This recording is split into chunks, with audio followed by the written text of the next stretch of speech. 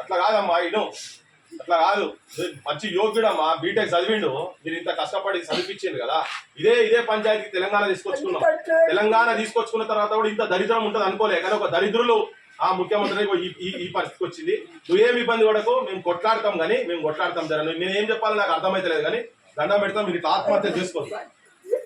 ఈ కుటుంబాలు ఇట్లా జరగదు. ఇట్లా తెలంగాణ ఇప్పటికే శవాల జాతర అయింది, ఇట్లా జరగదు. వద్దొద్దమ్మా, వద్దొద్దు, ఏడవద్దు. ఈ శోకం వాళ్ళకి అర్థమైతే లేదు. అర్థమయ్యేదాకా మేమైతే కొట్లాడతాం. నువ్వు ఆగమ్మా, అమ్మ జర కాలు మొక్క దండం పెట్ట కాలు మొక్క కూర్చోండి, మీరు కూర్చోండి.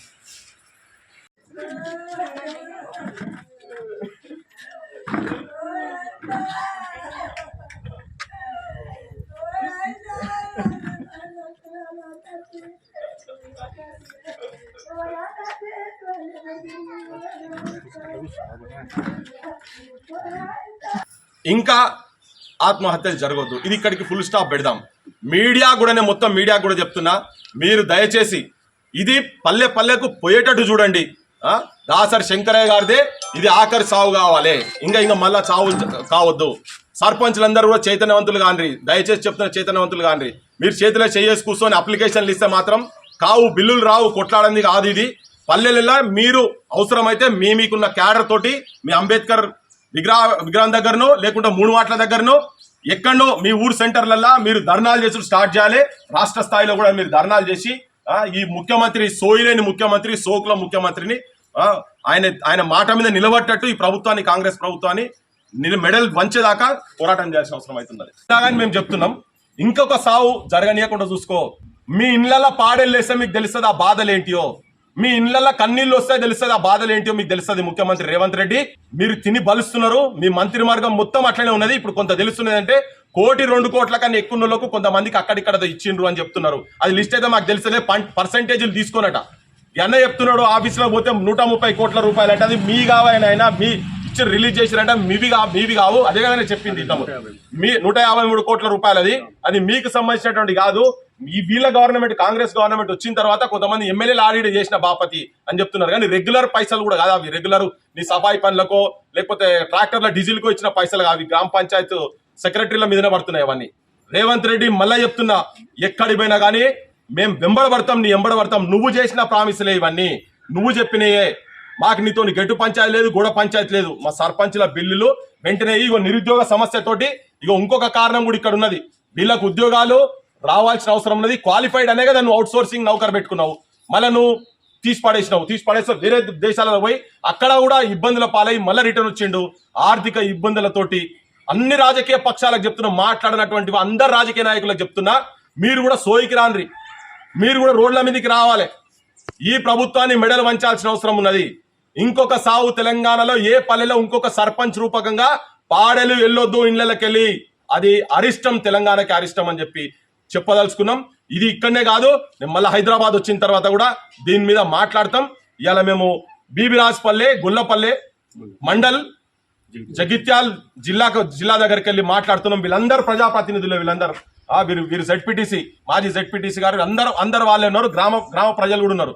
రాజకీయ వ్యవస్థ మొత్తం సర్వనాశనం అవుతున్న రేవంత్ రెడ్డి, సోయికిరా ముఖ్యమంత్రి రేవంత్ రెడ్డి, నువ్వు అబద్ధాల మాటలతోటి, అసత్యాల మాటలతోటి, నీ దుర్మార్గపు పిచ్చి ఉపన్యాసాలతోటి నువ్వు గద్దెకెక్కినావు. కానీ గద్దెకెక్కినాక పిశాచులను మరిపించేటువంటి పాలన చేస్తున్నావు. తస్మాత్ జాగ్రత్త అని చెప్పదలుచుకున్నావు. మంత్రంగా ముచ్చట్లు చెప్పుకుంటా ఇప్పుడు నెక్స్ట్ ఏదో ఎలక్షన్స్ గడిపించుకోవాలని చూస్తున్నాము. కానీ చితికిపోతున్నాయి కుటుంబాలు, గ్రామాలలో చితికిపోతున్నాయి.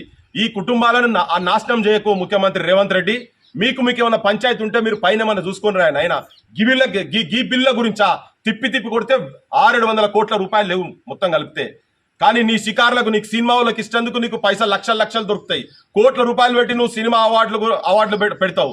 మీరు బయట దేశాలకు పోయి ఏం చేస్తారో మాకు ఎరకలేదు. హైడ్రా గిడ్రా అని చెప్పి బయట దేశాలకు పోయినావు. అదో 50,000 ఒకసారి 150,000 అన్నావు, 1,00,000 అన్నావు. అది ఎంత పోతుందో మాకు తెలియదు. గిన్ని లక్షలు ఏ చూస్తే 1,000 కోట్ల రూపాయలే మాట్లాడటోనివి. నీ కనీసం పేపర్ యాడ్లు, నువ్వు వేసుకునే పేపర్ యాడ్ల పైసలు ఇస్తే ఈ కుటుంబాలు ఇలా బజార్లో పడుకుంటుంటాయి. చాలా ఘోరంగా ఉన్నది. శవాలై ఊరేగుతున్నారమ్మా రైతన్నలు, నడి సేన్లలో సమాధులైన రమ్మా కూలన్నలు అనుకుంటే తిరిగినాం. ఇప్పుడు ఇవాళ గ్రామ ప్రథమ పౌరులు, సర్పంచులు శవాలై ఊరేగే పరిస్థితున్నది. ఈ శవాల జాతర కానియకండ్రి, మీ పైశాచికం బంద్ చేయండి. ముఖ్యమంత్రి రేవంత్ రెడ్డి గారు మీ పైశాచికం బంద్ చేయండి. కర్ణాటక కిరాత కీచకులు లెక్క మీరు వ్యవహరించకండి. ఊర్లలో పాడలు లేస్తున్నాయి, ఇది మంచిది కాదు. తెలంగాణ పల్లెలలో పాడలు లేస్తున్నాయి, ఇది మంచిది కాదు.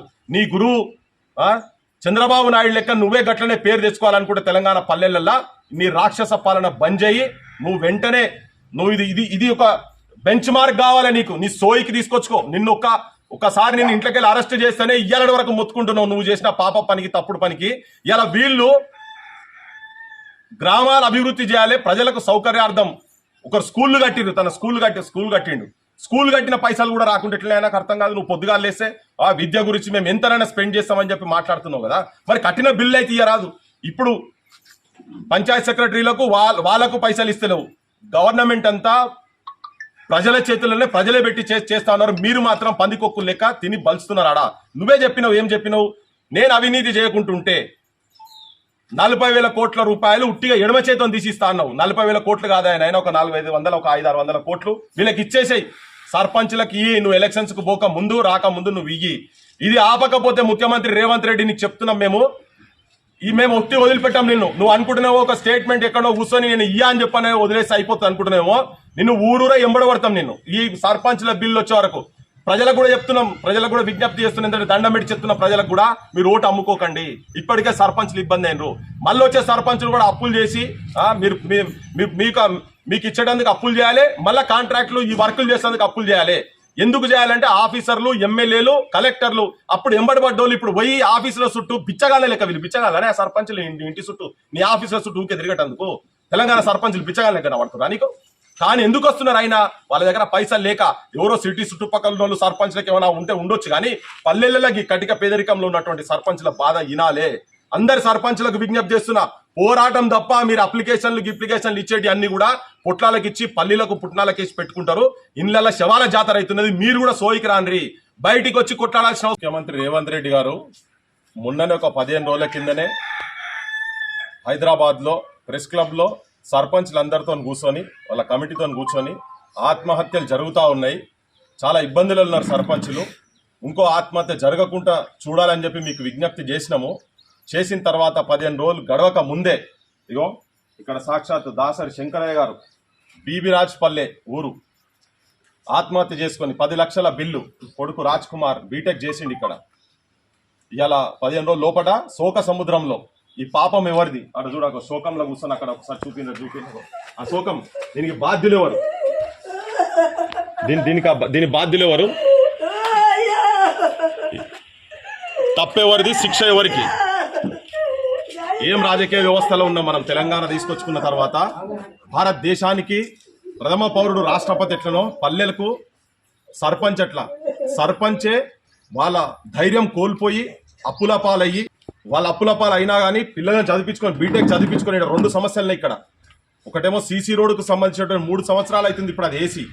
ఈయనే నువ్వు రేవంత్ రెడ్డి నువ్వు అధికారంలోకి రాకముందు నువ్వు చెప్పినావు సర్పంచ్లు ఏ పార్టీ అయినా పర్వాలేదు, అపోజిషన్ పార్టీ అయినా పర్వాలేదు, అధికార పక్షమైనా పర్వాలేదు, ఎవరైనా పర్వాలేదు, మీరు వర్కులు చేసినాయి గ్రామ అభివృద్ధి గురించి చేసిండ్రు, మీరు ప్రజల గురించి చేసినారు. కాబట్టినే మీరు అడగండి, మీ బిల్లులు మేము ఇస్తాము, మీరు బయటికి రాండి, ఎమ్మెల్యేలను గల్లాబట్టండి, మంత్రులను గల్లాబట్టి అడగండి, మీ బిల్ల గురించి రోడ్డు దిక్కు రండి, కాంగ్రెస్ పార్టీ మీ ఎంబడి ఉంటుందని చెప్తే పల్లెలలో ఈ సర్పంచులు ఇండైరెక్ట్ గా చేయండి.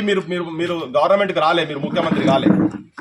మీరు ఇప్పుడు వచ్చిన తర్వాత ఓడదాటిదాకా ఓడమల్లన్న, ఓడదాటినాక బోడమల్లన్న చందం లెక్క ఊసర వాళ్ళ కన్నా అధ్వానంగా ఘోరంగా మీ రంగులు మార్చుకుంటూ ఆ ప్రెస్ మీట్ పెట్టిన 3వ రోజుకే 3 రోజుకే మీరేం చెప్పినట్టే ముఖ్యమంత్రి గారు, అది టీఆర్ఎస్ హయాంలో జరిగిన వర్కులు మా టైంలో కాదు కదా అని. ఈ సర్పంచ్ ఇప్పుడు తన ఇల్లు కట్టుకుంటుంది కాదు, ఇగో రేకుల ఇల్లు ఇక్కడ చూసారు కదా, ఇది కూడా 20 సంవత్సరాలు సర్పంచ్ చేసినటువంటి శంకరయ్య గారి ప్లాట్ కూడా గవర్నమెంట్ ప్లాట్ అంటిది. అంటే నిజాయితీగా ఉండు కూడా పాపమే అయిపోయింది. ప్రజలు కూడా చూసేటోళ్ళు కూడా అర్థం చేసుకోవాలి. ఇది ప్రజల ఉపయోగపడేందుకు చేసినటువంటి రోడ్డుకు సంబంధించినటువంటి బిల్లు. తన ఇల్లు కట్టుకొని అడుగుతలేడు, ప్రజల గురించి, ప్రజల సౌకర్యార్థం. ఇక్కడ చాలా మంది ఉన్నారు, ఒక తన గట్లనే కట్టిండు, డ్రైనేజ్ కట్టిండట, తనైతే బిల్లే లేకుండా ఇప్పుడు కొత్తగా వచ్చిన ఎమ్మెల్యే టార్గెట్ చేసి పెడుతున్నారు. ఇగో ఇక్కడ వీరి బిల్లు వీరు సర్పంచ్ దాదాపు 60 లక్షల వరకు. ఇగో ఇప్పుడు ప్రజెంట్ సర్పంచ్ ఇగో వీరిది కూడా దాదాపు 10 లక్షల వరకు చెక్కులు ఇచ్చి కూడా క్యాన్సిల్ చేసిన ఉదంతాలు ఇవన్నీ ఉన్నాయి. ఇక్కడ అందరూ గ్రామాలకి వెళ్ళి వచ్చిన వాళ్ళే సర్పంచులు, మాజీ సర్పంచులే ఇక్కడ ఉన్నది. మీకు మేఘా కృష్ణారెడ్డిలకు, పొంగులేటి శ్రీనివాసరెడ్డిలకు వేల కోట్ల రూపాయలు ఇచ్చినందుకు మీకు చేతులాడితే మీ దగ్గర పైసలు ఉంటాయి. కానీ కటిక పేదరికంలో ఉండి ఇప్పటికే చితికిపోయి అవమానాల బతుకులు బతుకుంటా ఇక్కడ ఇళ్లలోకి వచ్చి వాళ్ళు అప్పులోళ్ళు వచ్చి అడిగితే తీర్చలేక బీటెక్ చదివిన తర్వాత యోగ్యుడు తన అవుట్సోర్సింగ్ నౌకరు వచ్చిన తర్వాత కోవిడ్లో మీ ప్రభుత్వంలో ఉన్నప్పుడే కోవిడ్లో నౌకరు తీసేస్తే ఎక్కడ ఈ దేశాలకు ప్రయత్నాలు చేసుకుంటూ పోయిండ్రు. అట్లా అప్పులు చేసి అట్లా ఇబ్బంది పాలైనరు. బయట దేశాలలో కూడా ఇప్పుడు ఎట్లా బతికెట్లు తెలుసు కదా మీకు. వికారాబాద్ మున్సిపాలిటీలో కూడా తన అవుట్సోర్సింగ్గా చేసిండ్రు. కానీ ఎక్కడ కూడా ఇప్పుడు తెలంగాణ వచ్చిన తర్వాత నిరుద్యోగ సమస్య పోతుంది, అందరికి ఉద్యోగాలు వస్తాయి అనుకుంటే ఇగో ఇది ఒక సాక్ష్యం తెలంగాణలో పల్లెలు ఎట్లా ఉన్నాయని.